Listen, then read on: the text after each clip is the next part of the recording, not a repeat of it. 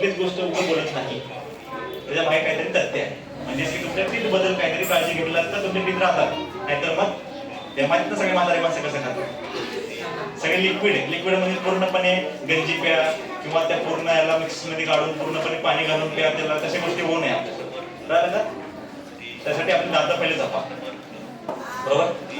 Generally twice a time टीथला brush करायचं reason काय माहिती का, म्हणजे जे काही अपसाईडला टार जमा होतो, म्हणजे तुमच्या फूडमुळे जे काही मिडल साईडला तुम्ही जेव्हा ब्रश करता का तुम्ही फक्त फ्रंट साईड ब्रश करता, माहिती आहे, फक्त फ्रंट साईड ब्रश करता तुम्हाला मध्य साईड ब्रश करावं लागते. मध्य साईड म्हणजे तुमच्या टीथच्या बॅक साईडलाही ब्रश करावं लागते. तुम्ही आज गेल्यानंतर तुम्ही स्वतःचा टीथ ऑब्झर्व करा, फ्रंट वाला नाही, टीथच्या बॅक साईडला विचार करा, कारण की टीथचा बॅक साईड वाला पार्ट सगळ्यात मेन आहे. तुम्ही तिथूनच प्रवास लॉस करता. जेवढं तुम्ही फ्रंट साईड घासता का तेवढं तुम्ही बॅक साईडला जातात का, नाही जात. घरी जाऊन एकदा ऑब्झर्व करा स्वतःची टीथ, ज्यामध्ये बॅक साईडला ऑब्झर्व करा, ज्यामध्ये तुमचं ओव्हरऑल बॅक साईडला टार जमा हो, स्वतः ऑब्झर्व करा तुमच्या घरी वगैरे जाऊन टीथ बघा तुमची, आणि बॅक साईडला ऑब्झर्व करा, फ्रंट साईडला नाही. माझी दादा तरली भाई दुबस सर काहीतरी म्हणले असं, घरी जाऊन बॅक साईडची टीथ, बॅक साईड म्हणजे काय माहिती का, तुमच्या फ्रंट साईड ऐवजी बॅक साईड वाला पार्ट बघा टीथच्या, म्हणजे ह्या टँकच्या बॅक साईड वाला पार्ट बघा, तुम्हाला कळेल तुमच्या टीथ कशी.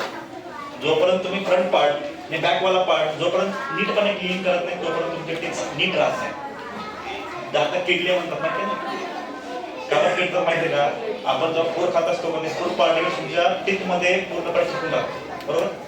ते पूर्णपणे आपल्याला साफ करावं लागते ब्रश. सकाळी एकदा ब्रश केलं, संध्याकाळी एकदा ब्रश केलं, दोन्ही ब्रश टेक्निक्स केले की तुमचा टीथ ओव्हरऑल क्लीन असतो, आणि क्लीन राहिलं तर तुम्हाला कुठलेच किडी लागणार नाही. म्हणजे तुमचे जे दात काढायची वेळ येते बघा, काही टायमाला दात काढायची वेळ आली की घरचे हेच म्हणतात की कशाला चॉकलेट खाल्ला म्हणतात, चॉकलेट खाल्ल्यामुळे दात खराब झाले म्हणतात, राईट.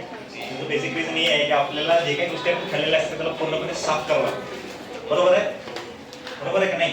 जर आपण आपला घर साफ करून जो धूळ दिसणार का सगळं, दररोज घरात मम्मी उठून साफ करते का नाही, घर साफ केल्यानंतर काय दिसणार, धूळ दिसणार. परत संध्याकाळी साफ करते माहिती आहे का, सकाळी एकदा झाडू मारतात, संध्याकाळी अजून परत एकदा झाडू मारतात, कशासाठी, सेम गोष्टी ह्यालाही 2 टाइम साफ करावं लागतं, मला क्लीन राहते. ह्याची जर तुम्ही काळजी घेतला नाही तर तुमचं ओव्हरऑल मॅस्टिकेशन प्रोसेस थांबतो, मॅस्टिकेशन प्रोसेस थांबलं की मग भाजी जाता लावायची वेळ, ती दात घ्या, ठेवा, ती लावा, खावा, ते विषय होतो सुरू. पण ते विषय जर व्हायचं नसेल तर आपल्या दातांची काळजी घ्या, त्यासाठी आपण त्याला ओरल केअर असं म्हणतो. Oral care nothing but your माउथचं केअर. सो ओरल केअर केलं तर तुम्ही नीट करणार, कारण इथूनच सगळं तुमचं चालू आहे, इथूनच मध्ये पोटात सगळं गोष्टी जातात. पोट फाडून घालतो, स्टमक मध्ये तुम्ही पोट फाडून घालणार, मला इथूनच जावं लागेल खूप सगळं. त्यासाठी ना पहिले आपले टीथ नीट ठेवा, त्यानंतर टीथ नीट असेल तर बरं राहील, नाही तर मग तुम्हाला सापडवणार, राईट. नेक्स्ट तुमचं जे फॅरिंग्स म्हणलेलं आहे, फॅरिंग्स जनरली तुमच्या 3 सेक्शन्स डिवाइडेड आहे, that is your nasopharynx, oropharynx and your laryngopharynx. Okay, ज्यामध्ये तुमच्या नेझल कॅव्हिटीमधून जे काही एअर येतोय ते एअर नेझोफॅरिंग्स तर तुमच्या माउथ मध्ये बी आहे, राईट. काही जण तुम्ही बघितलं असं नाकात पाणी घालून तोडा घालून बाहेर काढतात, माहिती आहे का, बघितलं ते कधी, बघितलं नसतं तर तुम्हाला मी सांगतो काढतात लोक. ते योगाचा पार्ट आहे, ते योगा काही सगळे करत नाही, that is a part of yoga, right. एक नाक बंद करत असतं, एक नाक बंद करून याच्यावर पाणी टाकलं, इथून तुमचं पोट तोडावून पाणी काढलं, कारण की हा वाला पार्ट इथं कनेक्टेड आहे ड्यू टू युअर, कारण तुमचा नेझोफॅरिंग्स आणि ओरोफॅरिंग्स हे जनरली फॅरिंग्सचे पार्ट्स आहेत, त्यामुळे बेसिकली तुमचं जे काही नाकात गेलेल्या गोष्टी तोंडात बी येतात, राईट. हे योग करायचं नाही, तुमचं नाक आहे, ती तुमचंच नाक आहे, तुमचंच तोंड आहे, सगळ्या गोष्टी खरं सांगितलं की मग तेव्हा वाटते की काय तुमच्या बॉडीमध्ये आहे सगळे, मी का बाहेरचं काही बोलत नाहीये तुम्हाला, जे काही तुमच्या बॉडीचंच आहे, बरोबर. नेक्स्ट तुमचं जे काय फॅरिंग्स नंतर अजून एक पार्ट राहिला आपलं, जे आपण तुमच्या कशात बघितलं होतं माहिती आहे का, रेस्पिरेटरी सिस्टम मध्ये बघितलं, त्याला आपण इपिग्लॉटिस असं म्हणतो, बरोबर. Epiglottis is nothing but your covering of glottis, बरोबर. ग्लॉटिस हा ऍक्च्युअल मध्ये काय होता, एक फ्लॅप लाईक स्ट्रक्चर होतं, अशा फ्लॅप लाईक स्ट्रक्चर आपण असं म्हणलं होतं, ह्या आठवते सगळे, आठवते सगळे, हवाला पाठ असा होता. त्यानुसार तुमचे दोन पाईप्स होते, एक फूड पाईप आणि एक विंड पाईप. विंड पाईपला अजून एक नाव ट्रॅकिया, बरोबर. आणि फूड पाईपला oesophagus nothing but food pipe. आठवलं सगळ्यांना? इपिग्लॉटिस किंवा ग्लॉटिस अक्षर मध्ये फरक काय की तुमच्या फूडला फूड पाईप मध्ये आणि विंडला विंड मध्ये, राईट. त्यानुसार तुमचं एक्सचेंज होतं. मग काय सांगितलेलं 6% खूप नो टेन्शन, राईट. इसोफॅगस नंतर तुमचं आता सेक्शन्स चेंज म्हणजे त्यामध्ये येऊ कशामध्ये येऊ आपण तुमच्या स्टमक मध्ये येऊ. पण पेरिस्टाल्सिस मुवमेंट तुमच्या स्टमक मध्ये होते. पेरिस्टाल्सिस मुवमेंट तुमच्या स्टमक मध्येही होते, राईट. ज्यामध्ये पर्टिक्युलरली तुमच्या स्टमक मध्ये डिफरंट टाइप्स ऑफ एन्झाईम्स असतात. बघ एन्झाईमचा रोल काय? ब्रेकडाऊन ऑफ युअर काढून फोटो व्हिडिओ राईट.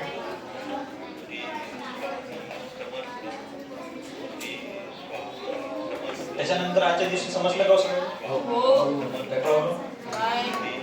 असेल तर लगेच विचार आणि लॉजिकल विचार हो, काहीतरी फालतू क्वेश्चन विचारतो तुम्हाला असंच काय तसं काय. म्हणजे तुमच्या डोक्यात असे प्रश्न येतात मला माहिती आहे, ते प्रश्न बिलकुलच व्हॅलिड नसतात. याला सोडून तर दुसरेच प्रश्न असतात.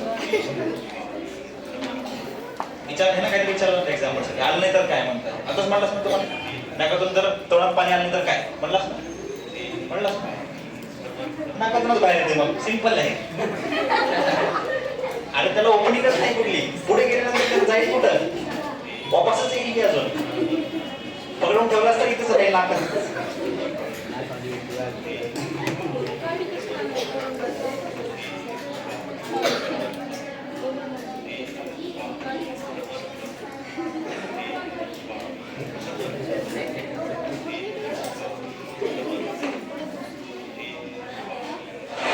नेक्स्ट, सो तुमचं फूड हा स्टमक मध्ये आलेलं आहे. जस्ट सिंपल तुम्हाला पाथवे सांगतो मी कशा प्रकारची गोष्टी आहे. माउथ पासून तुमच्या अॅनस पर्यंत एलिमेंटरी कॅनल असं म्हणतो. नेक्स्ट तुमचे असोसिएटेड ग्लँड्स आहेत. रिव्हिजन करूया का आपण स्टार्टिंग पासून बरोबर, म्हणजे की तुम्हाला थोडंफार क्लिअर आहे. हे बंद करू डायरेक्टली तुम्ही कसं सांगतो बघतो मी. नाही सांगितलं तर मग मी आहे तुम्हीच काय. Right, starting from your mouth. Okay, माउथच्या नंतर कुठली कॅव्हिटी आहे? ओरल कॅव्हिटी आहे. ओरल कॅव्हिटी मध्ये कुठले कुठले पार्ट्स? टीथ आणि टंग आहे, बरोबर. टीथचं काम काय? मॅस्टिकेशन आहे. टंगचं काम काय? बेसिकली तुमच्या टेस्टला प्लस तुमच्या मिक्सिंगचं काम तुमच्या टंग करत. नेक्स्ट कुठला पार्ट आहे? फॅरिंग्स आहे. फॅरिंग्स मध्ये 3 पार्ट्स कुठले कुठले आहेत? Very first is your oropharynx, second nasopharynx, and third your laryngopharynx. Laryngopharynx कुठं असतो? Soft box नाव काय? Larynx. ओके, 3 पार्ट्स मध्ये तुमचं फॅरिंक्स डिवाइड झालं. नेक्स्ट फॅरिंक्स नंतर कुठला पार्ट असतो? इसोफॅगस असतो, बरोबर. इसोफॅगस किती सेंटीमीटरचा आहे? 25 सेंटीमीटरचा, बरोबर. त्यानंतर इसोफॅगस मध्ये कुठली मूवमेंट होते? पेरिस्टाल्सिस मूवमेंट म्हणजे काय? Basically, contraction and relaxation of your esophageal muscles is called as peristalsis. Next, esophagus नंतर पुढे जाणार. स्टमकचा शेप काय? कुठले 4 पार्ट्स आहेत? The very first is your cardiac, fundus, body, pylon. तुमच्या स्टमक मध्ये 2 स्फिंक्टर्स आहेत. फर्स्ट कार्डियक स्फिंक्टर, अजून एक नाव काय? Gastro oesophageal sphincter. काय? Got it. नेक्स्ट तुमच्या दुसऱ्या स्फिंक्टरचं नाव काय? पायलोरिक स्फिंक्टर, बरोबर. स्फिंक्टरचं काम काय? बेसिकली तुमच्या फूडला बाय डायरेक्शनल होणे म्हणजे युनिडायरेक्शनल. युनिडायरेक्शनल म्हणजे एकाच साइड एक डायरेक्शन किंवा back flow of your food वाचवण्यासाठी तुमचे स्फिंक्टर्स काम करतात. म्हणजे फूड एकदा स्टमक मध्ये आला की स्टमक मधलं फूड तुमच्या परत इसोफॅगस मध्ये जाऊन जर गेला तर काय होतंय? त्याला आपण काय म्हणलं? हर्ट बर्न म्हणलं. नेक्स्ट तुमच्या स्टमक नंतर फूड कुठे जाणार? स्मॉल इंटेस्टाइन मध्ये कोणते पार्ट्स आहेत? फर्स्ट पासून Vesicle is your duodenum, second, third, तीन parts of your small intestine. Next, तुमचा small intestine नंतर कुठे जाणार? आता एकदम चोख. तुमच्या इलियम संपल्यानंतर एक व्हॅल्व होती. व्हॅल्वचं नाव काय? व्हॅल्वचं नाव काय? इलिओसिकल व्हॅल्व असं म्हणलं होतं, बरोबर? इलिओसिकल व्हॅल्व नंतर कुठला सेक्शन आहे? Caecum section. सीकम सेक्शन नंतर तुमचा कोणता अपेंडिक्स येते? वेरिफ्रॉम अपेंडिक्स. वेरिफ्रॉम अपेंडिक्स ला कुठला ऑर्गन म्हणतो आपण? वेस्टिजियल ऑर्गन असं म्हणतो. नेक्स्ट, त्याच्यानंतर त्याच्यामध्ये तीन पार्ट्स.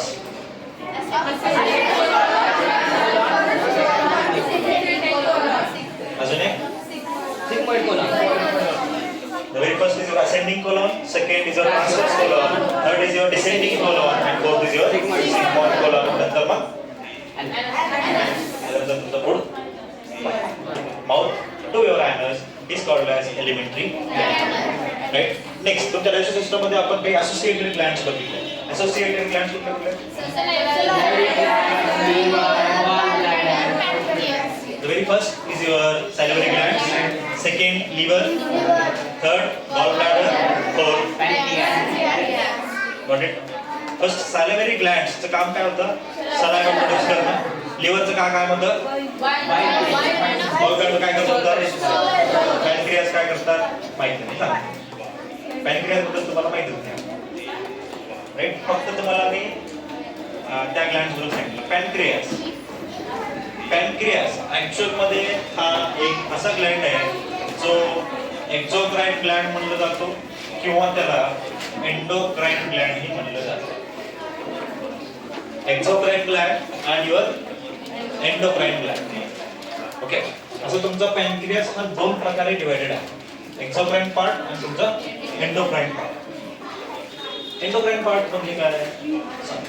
एंडोक्राइन पार्ट म्हणजेच काय की तुमच्या बॉडीमध्ये जे काही हार्मोन्स असतील जे पॅनक्रियास मधून निघतायत ते एंडोक्राइन मधून निघतात. म्हणजे काय? तुमच्या एंडोक्राइन पार्ट मधून बेसिकली एक हार्मोन निघतो त्याला आपण इन्सुलिन असं म्हणतो. इन्सुलिन मध्ये नाव ऐकलं? इन्सुलिन हा एक हार्मोन आहे. सगळ्यांना शुगर माहिती आहे, शुगर झालेला असं माहिती आहे, बरोबर? शुगर ऐकलं का कधी? शुगर आहे, शुगर आहे, शुगर आहे म्हणतो. ओके, आपण थोडंसं बायोलॉजी टर्म मध्ये बघू काय असतं, बरोबर? बायोलॉजी टर्म्स मध्ये काय की जे इन्सुलिन आहे आणि ग्लुकोज, ऍक्च्युअल मध्ये जे काही डायबिटीस पेशंट आहेत किंवा त्यांचे शुगर वाढलेले पेशंट आहेत का त्याच्यामध्ये ग्लुकोज लेवल वाढत असते. काय वाढत असते? सगळ्यांना कोणतरी घरी असेल तर ग्लुकोज शुगर वाढलेला असतो त्यांच्या बॉडीमध्ये नसेल, ठीक आहे, पण माहिती जर असेल ना शुगर वाढला असते म्हणून की शुगर वाढले म्हणतात. आपण थोडं तुम्ही पण त्याच्यामध्ये विषय काय होतो माहितीये का? त्यामध्ये ऍक्च्युअल मध्ये ग्लुकोजचा लेवल वाढतो. काय होतो? ग्लुकोजचा लेवल वाढत असतो. मग याचं काय काम सांगतो? इन्सुलिन जे काही हार्मोन आहे हा हार्मोन ऍक्च्युअल मध्ये काय करतोय माहितीये का? तुमच्या बॉडीतला ग्लुकोज कंट्रोल करतो. काय करतोय? म्हणजे तुमच्या बॉडीमध्ये ग्लुकोज वाढू नये याची काळजी कोण घेतो? इन्सुलिन घेतो. पण विषय काय होतो त्यानंतर की जे काही ग्लुकोज आहे जर इन्सुलिन बऱ्यापैकी जर तुमच्या बॉडीमध्ये रिलीज झाला नाही तर तुमचा ग्लुकोज वापस कमी होईल का? नाही होणार. मग त्यामुळेच तुम्हाला शुगर येते. ऍक्च्युअल मध्ये जे काही शुगर पेशंट्स आहेत त्यांच्यामध्ये होतंय काय माहितीये का? त्यांच्या बॉडी मधला इन्सुलिन लेवल काय होतो? इन्सुलिन काय करते माहितीये का? तुमच्या ग्लुकोजला कंट्रोल मध्ये ठेवतोय की तो बाबा एवढंच रिलीज हो आणि एवढं कमी राहा, हे इन्सुलिन करतोय. पण विषय काय झाला? तुमच्या बॉडीमध्ये जेव्हा इन्सुलिन कमी झालं ग्लुकोज वाढलं त्यामुळे तुम्हाला काय आलं? कळलं का? कळलं का बायोलॉजी कशी? आता फार्मासिस्ट मला सगळ्या गोष्टी माहिती आहे. फार्मासिस्ट माहित असेल तुम्हाला सगळ्यांना सांग, नसेल तर सांग, राईट? ज्यामध्ये ह्या गोष्टी बेसिकली आम्हाला बघावं लागतं जेव्हा आपण एखादी गोळी देतो. गोळी जेव्हा आपल्या बॉडीमध्ये जेव्हा काय करते का हे मी शिकतो. आणि आणि बॉडीमध्ये गेल्यानंतर त्यांना काय काय काम करते ते आम्हाला शिकायला भेटतं. त्यानुसार त्याच्यामध्ये मास्टर्स करतो, आता डिग्री मास्टर्स लेवलची डिग्री घेऊन त्याच्यानुसार गोष्टी केलेल्या. बाबा एकदा आपल्या बॉडीमध्ये गोळी गेली, जी काय आपण गोळी खातोय त्या गोळीबद्दल काय काय गोष्टी होतात, ती गोळी काय काय करते, ह्या सगळ्या गोष्टी मी शिकलेल्या. त्यामुळे मी तुम्हाला एवढं बेटरली सांगू शकतो की तुमच्या बॉडीमध्ये काय काय. काही जण जे काही शुगर पेशंट असतात त्यांनी काय करतात माहिती का, इंजेक्शन घेतात इन्सुलिनचे. एवढं पण काय जात नाही, पण एवढं डोक्यात ठेवा तुमच्या बॉडीमध्ये जे काही शुगर म्हणतात ना ते शुगर ऍक्च्युअलमध्ये तुमच्या इन्सुलिनची कमतरता झाल्यामुळे होत असते. आणि जे काही गोळ्या आहेत ते गोळ्या काय करतील मग, इन्सुलिन समजलं. गोळ्या तुम्ही फार्मसीला आहे बरोबर. त्यानुसार जेव्हा इन्सुलिन आपण वाढवतो तेव्हा काय होतं, ग्लुकोज आपोआप कमी होते. कळलं का, ऍक्च्युअली शुगरमध्ये ह्या गोष्टी होतात. हा झाला त्याचा एंडोक्राईन वाला पार्ट. याचा एक्झोक्राईन वाला पार्ट जे आहे का, हा एक्झोक्राईन वाला पार्ट तुमच्या कशामध्ये काम करते, डायजेशन मध्ये काम. कशामध्ये काम करते, तो आपला हा एकतर ग्लँड हे बी करतोय आणि हे बी करतोय. त्यामुळे पॅनक्रियास हा दोन्ही ग्लँड्स मध्ये बघितला गेला. एक एक्झोक्राईन ग्लँड म्हटलेलं आहे तर त्याला एंडोक्राईन ग्लँड म्हटलेलं आहे. म्हणजे सगळं एंडोक्राईन वाला जे पार्ट आहे त्याच्यामधून इन्सुलिन एक निघतो, बाकी दोन हॉर्मोन्स बद्दल सांगू, अजून 3 आहे सांगू, 5 सांगू. त्याला आपण ग्लुकागॉन असं. नेक्स्ट तुमचा हे आहे सोमॅटो. इंटरेस्टिंग बात ग्लुकागॉन बद्दल सांगतो. उपवास करतात सगळे माहिती आहे, घरचे आपले सगळे वगैरे उपवास. तुम्हाला उपवास जमत नसेल तर तुम्ही विषय घ्या, तुम्हाला खायला दिवसानंतर तुम्हाला चरचरच करावं लागेल. हा ऍक्च्युअल मध्ये ग्लुकागॉन जे आहे का, हा ग्लुकागॉन काय करतो माहिती आहे का, ग्लुकागॉन ऍक्च्युअल मध्ये तुमच्या बॉडीतला ग्लुकोज ला स्टोअर करायचं काम करतो. म्हणजे काय, तुमच्या बॉडीमध्ये ग्लुकोज राहणं अनिवार्य आहे. ग्लुकोज का राहणं अनिवार्य आहे, कारण की तुमच्या बॉडीमध्ये जी काही एनर्जी आहे ही एनर्जी ऍक्च्युअल मध्ये ग्लुकोजमुळे भेटते. ओके, बेसिकली माहिती आहे का, ग्लुकोज राहणं अनिवार्य आहे, पण कशामध्ये, लिमिटमध्ये. लिमिटच्या बाहेर गेलं काय होतंय, शुगर. त्यासाठी लिमिटमध्ये गोष्टी राहते आणि त्या लिमिटमध्ये ठेवायचं कामच तुमचं इन्सुलिन करतं. जर इन्सुलिनच कमी झाला तर ग्लुकोज आपोआप वाढत जातो, राईट. ज्यामध्ये जे ग्लुकागॉन आहे, तुम्हाला माहिती आहे जर तुम्ही 4 दिवस उपवास केला तर तुम्ही जिंदा राहतात, माहिती आता काही जणांना भूक सहन होते, काही जणांना होते. 4 दिवस जर तुम्ही जेवला नाही तरी तुम्ही जगतात, माहिती आहे का. माहिती असेल तरी सांगतो तुम्हाला, तुम्ही जर 2-4 दिवस जरी जेवला नाही तर तुम्ही जगतात. पाणी पित जावं, पाणी पित जावं. जेवणचा विषय वेगळा, कारण की बेसिकली तुमची बॉडी जी आहे का, ऑलमोस्ट 60 to 70% ऑफ बॉडी हे फ्लुइड न बनलेली. ओव्हरऑल तुमची बॉडी जी आहे का ते पूर्णपणे फ्लुइड न बनलेली. आणि तुम्ही जर 3-4 दिवस जेवला नाही तरी तुम्ही जगता, कारण की तुमच्या बॉडीमध्ये जे ग्लुकागॉन आहे का, तर ग्लुकागॉन काय करतो माहिती आहे का, याला काय करून ठेवतो, स्टोअर करून ठेवतो तुमच्या कुठे, लिव्हर. म्हणजे जेव्हा तुम्ही फास्टिंग स्टेट म्हणजे तुम्ही जेव्हा उपवास करतात का, उपवास करत असताना काय करते माहिती का, लिव्हर काय करते, जे ग्लुकोज स्टोअर करून ठेवलं ते काय करणार, बाहेर काढते. बाहेर काढून आपल्याला एनर्जी भेटते, राईट ना. सकाळपासून संध्याकाळपर्यंत आपले घर मम्मी वगैरे उपवास करतात, माहिती आहे का तुम्हाला, बरोबर. त्यांच्या बॉडीमध्ये जे काही एनर्जी आहे, जरी उपवास केला तरी त्यांनी कामं करतात का, घरचे करतात ना. मग ते कशामुळे करतात माहितीये का, कारण त्यांच्या बॉडीमध्ये ऑलरेडी लिव्हर मध्ये काय स्टोर्ड आहे, ग्लुकोज. काय करतो आपल्याला, एनर्जी देतात. म्हणून तुमच्या बॉडीवर काम आपल्याला होतच नाही. आपल्या बॉडीमध्ये एनर्जी जरी आली तर आपण ते करायला आळसपणा करतो, माहितीये का, करतो आपण आळसपणा. काही जण तर काही करतात त्याने माहिती नाही, पण सगळेजण ऑलमोस्ट मी बी करतो, राईट. त्यामध्ये विषय असते, राईट. दोन्ही part clear. Pancreas actually exocrine part आहे आणि एंडोक्राईन वाला पार्ट आहे. त्यामध्ये डायजेशन मध्ये तुमचा एक्झोक्राईन वाला पार्ट. ओके, तुमच्या डायजेस्टिव्ह सिस्टम मध्ये कुठला आहे मग, तर पॅनक्रियाचा कुठला पार्ट आहे, एक्झोक्राईन वाला पार्ट. एंडोक्राईन वाला पार्ट तिकडे आहे दुसरीकडे. कशामध्ये, तुमच्या एंडोक्राईन सिस्टम मध्ये आहे. ती सिस्टम बी आपण लवकरच बघणार आहे तुमच्या फाउंडेशन मध्ये. एंडोक्राईन सिस्टम हाही आपण लवकरच बघणार. एंडोक्राईन सिस्टम मध्ये तुम्हाला डिफरंट हॉर्मोन्स, डिफरंट ग्लँड्स बद्दल तुम्हाला शिकवलं. ग्लँड्स मध्ये पण ऑर्गन्स, पॅनक्रियास बद्दल आपण बघितलं, एंडोक्राईन ग्लँड, राईट. त्याच्या व्यतिरिक्त आपण दुसरे ग्लँड आहेत ज्याला आपण थायरॉइड ग्लँड म्हणतो, पॅराथायरॉइड ग्लँड म्हणतो.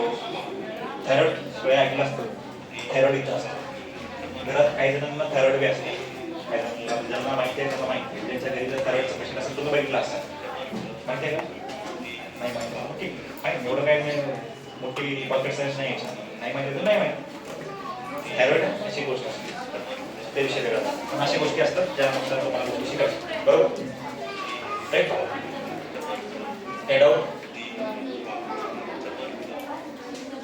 काय डाऊट नाही? असेल तर विचार.